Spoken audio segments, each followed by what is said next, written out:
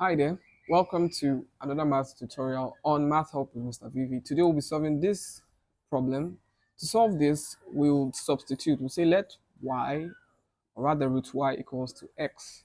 Now this means that if I square both sides like this, I'm going to have y equals to x squared. So anywhere I see root y, I'll put x. Anywhere I see y, I'll put x squared. So the equation becomes x squared minus 11 x plus 24 equals 0. So this is a quadratic equation. To solve a quadratic equation, we multiply the first and the third term. And so we'll have something like 24x squared. And we'll write down the middle term like this. That's minus 11x.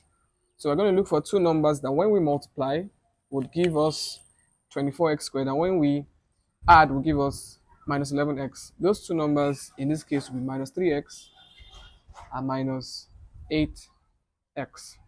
So these two numbers, when we multiply them, will give us this. And when we add them, will give us this.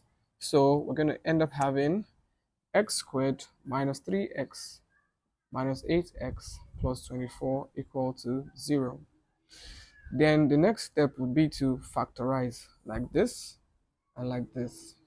To factorize, we put it in brackets, x squared minus 3x minus 8x minus 24 equal to 0. Now, if you notice, this sign here is plus, but it's minus here. The reason is because this minus is outside of the bracket. If we were to open this bracket, we would have minus as minus plus. So we didn't change anything. So let's continue. X is common here, so I take x out. I'd have x squared x minus 3. 8 is common here, so I take 8 out. I have x minus 3 equals to 0. So when I take x out, I have x left. When I take x out here, I have 3 left. When I take 8 out, I'll have x left. When I take 8 out of here, dividing, I'd have 3. So these two are common. X minus 3 is common, so I take it out. X is left on this side, and minus 8 is left on this side, equal to 0. So this means that x minus 3 is 0, and x minus 8 is 0. Taking minus 3 to the other side, I'll have x equals to 3. And taking minus 8 to the other side, I'll have x equals to 8. Now, remember that root y is equals to x. So when x equals to 3, root y is equals to x, and root y is equals to 3.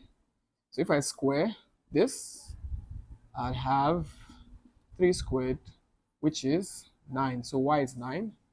And when x is 8, similar process, root y equals to x, meaning that root y equals to 8, meaning that root y squared is equals to 8 squared, which is equal to 64.